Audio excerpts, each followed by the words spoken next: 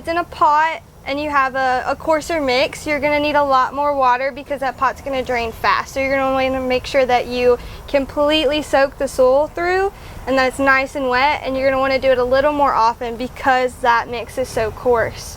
Whereas if you're putting it in the ground, it might hold a little more water. The best way to test that is to dig a hole and fill it with water and then see how fast that drains. Ideally you want 1 to 3 inches an hour, and if it's just sitting in there, then we're going to have to amend our soil within that hole.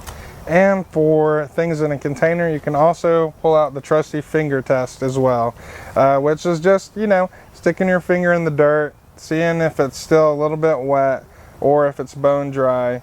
And with that medium as well, I try to think of things like bonsai, obviously, and bonsai use a lot, you know, bigger granules of material, which allows that water to drain very quick through the soil mixture, which does promote growth, but it also makes you have to water a lot more. And that could be sometimes twice a day, you know, maybe even 3 times a day if it's very hot.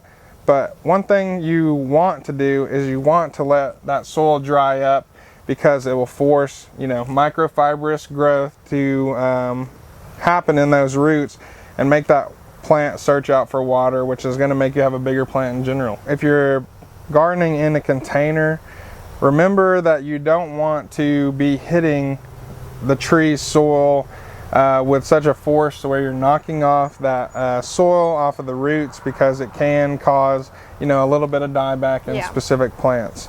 So that's something. Get a nice water hose attachment that kind of breaks up maybe that jet stream or that force of water, because that's really important in getting that growth and maintaining the health of your plant.